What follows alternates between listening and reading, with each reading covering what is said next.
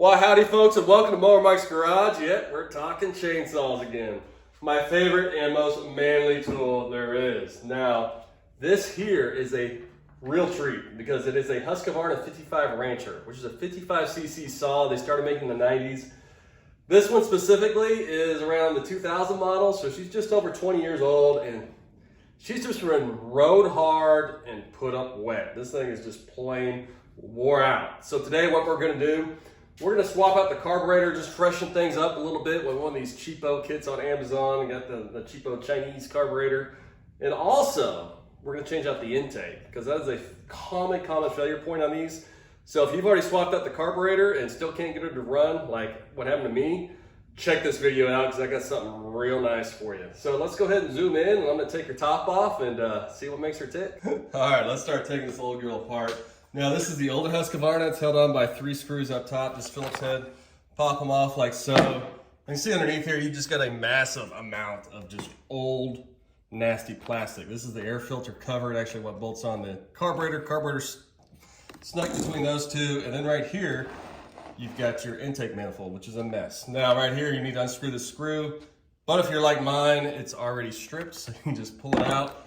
And then right here, you've got yourself 3 of these screws, these little Allen head screws like so. So just go ahead and take them out. Now this chainsaw came from my buddy, Dr. Bob. And he's that type of guy when you go to his house, like all of his stuff is broke. So he's always bringing me his broke stuff, but it's cool broke stuff. So I like working on it. Now I just have a segment called Fixing Dr. Bob's Broke Shit, because it seems like I do that a lot these days. All right, you just pop it off like so, and these 2 bolts. So those long ones are what goes through the carburetor and bolts it to the intake manifold. And there you got your carburetor. Now, the one thing to notice when you take this carburetor off, it's always a good idea to take pictures of how these cables hook up to it, these throttle rods, because I took days trying to remember how this thing goes, because this one's a little different. If you look at it, that throttle rod, it's not even connected right there. It's just a push thing right there. You can see right here, and it doesn't go through the hole. It goes through this little slot on the bottom. So that's just a good thing to remember. So take that off, and then coming around here, gonna unhook your choke, and then unhook your fuel line. Oh, there we go. Now I've already replaced the fuel line on here. That's always a good thing to do. In the kit that I'm gonna link below, which is the same exact kit, same exact carburetor. It comes with new fuel line, new fuel filter inside the fuel tank, and new air filter too, which is cool. Now, what I want to show you is one of the main problems. As you can see, this whole intake is plastic. And when you have plastic holding your carburetor down with a screw like this, and it sinks through here, it starts stripping out right there. And so what this one was doing is that one side is stripped out. So you keep screwing it in there, but it doesn't hold it tight because it keeps stripping and it doesn't tighten all the way down. Now, why they made an intake out of plastic, I do not know. So what we're gonna do, in addition to the carburetor, we're gonna go ahead and replace it with a brand new intake, which was like 20 bucks on eBay. I'll put the link below. But it's a super easy thing to do. I suggest doing it regardless. So to take your intake off, it's got this little rubber boot right there. All right. And then this one's held on by 3 screws also. So hopefully I get some better light going on here. Yep. YouTubing is all about your light placement and good microphones. I've had a horrible luck with both in the past. All right, so there we go. So that's all it is those 2 screws right there and that little rubber grommet. So then you just pull that sucker off. It's gonna be wedged on there because on the back of it now is a little grommet. So see, that's your actual intake. You see Dr. Bob, he's been chainsawing with this thing for over 20 years. Now when you're inside of here, it's a good idea just to take your finger in her and just kind of clean it out. You know, be easy with it because that could be some old rubber, but just clean out along the lip right there and she should be good to go. So this is your air intake and this is your throttle intake. So that goes straight to the freaking piston and all that good stuff. So when you take your new one, you notice it's got the intake. So you're just gonna slide this in that rubber part right there. Let's see if I can do it, be cool. Make sure you get the right hole. The little one does not go in a hole, the bigger one does. All right, so you got 2 holes coming through. Easy breezy. Now, does that not look a whole lot better than that last situation we had going on there? So then you just throw your screws back in there. All right, you got one right there, one right there. And one thing to remember, don't forget your little rubber grommets. That's what seals your freaking forced air intake, ram air action into that carburetor. And then you just slide it on there. Come on, get over the lip. Oh man, it's like a little chainsaw condom you gotta slide on that thing. All right, there, all right.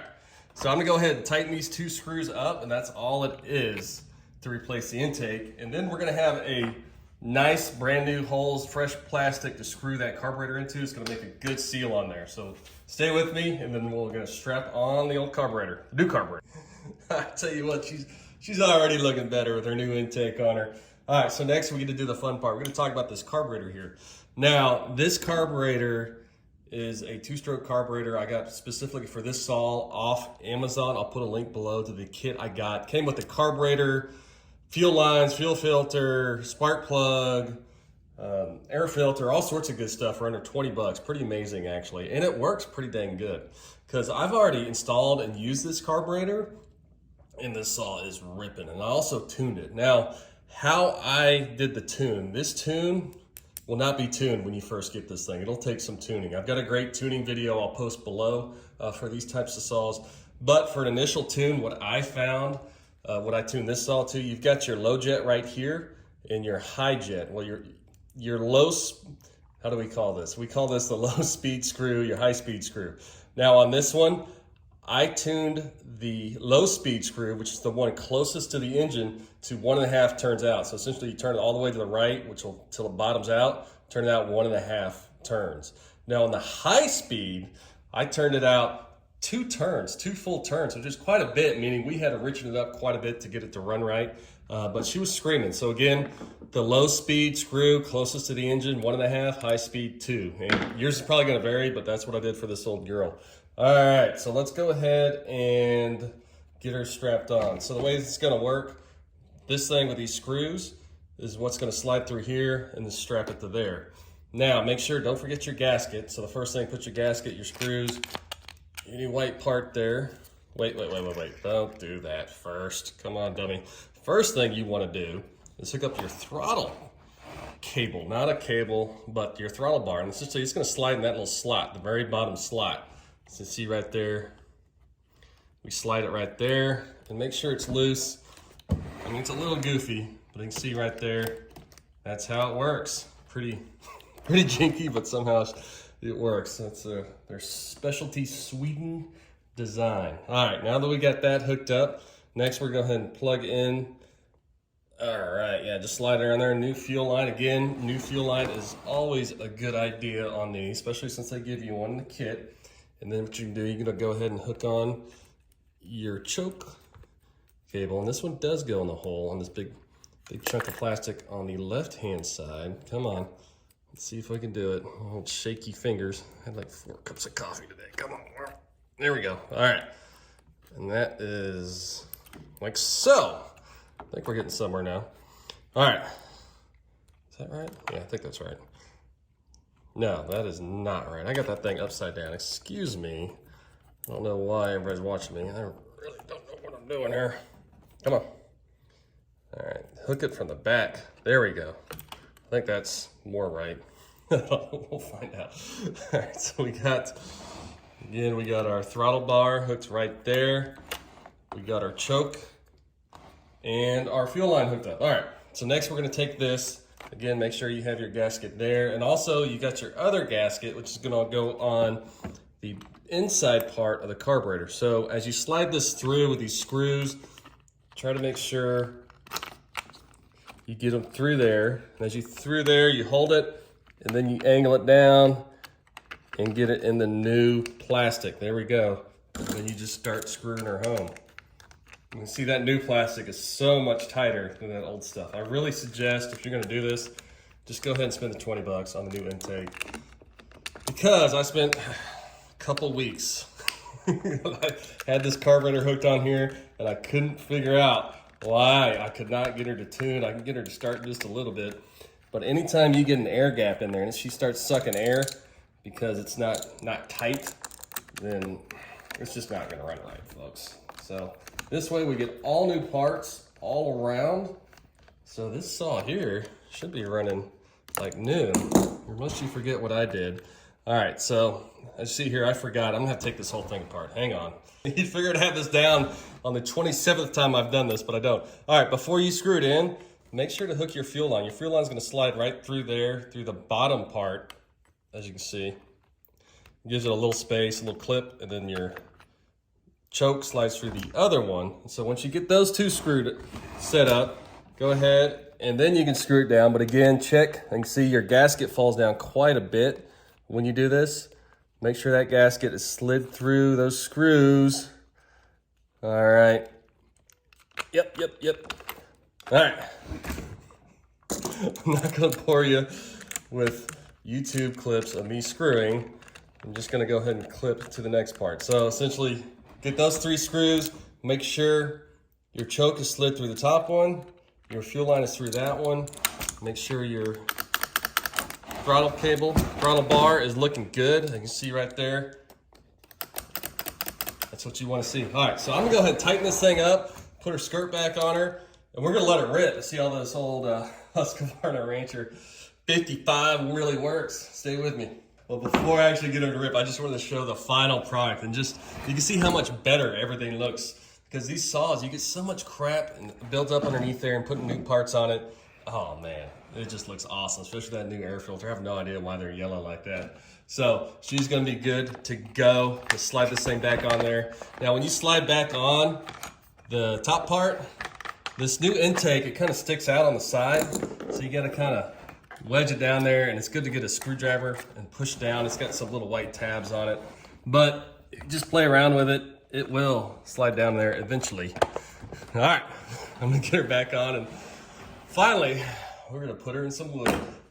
All right, we're finally out here. Early the next morning, we're gonna give her a test. Yep, we're gonna wake up the old neighbors with early morning chainsaw at about 7 in the morning.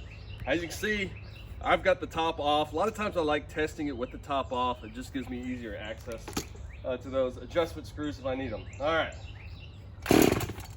Whoa, settle down there, cowboy. First thing, ear protection, eye protection, mic on hat. All right, and it's always better to start it on the ground. So a lot of times I find a board. There we go.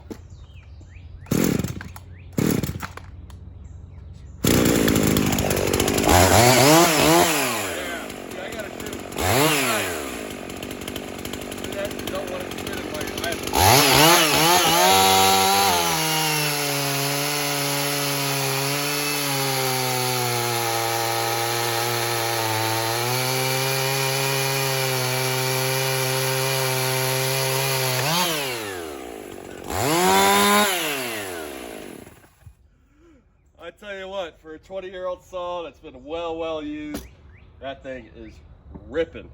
Now I'll put all the Amazon links down below to what you need to get it ripping just like that. But if you hung out with me this long, thanks for watching an old saw get fixed up. And next time we'll do some more lawnmowers. So that, Mower Mike's out.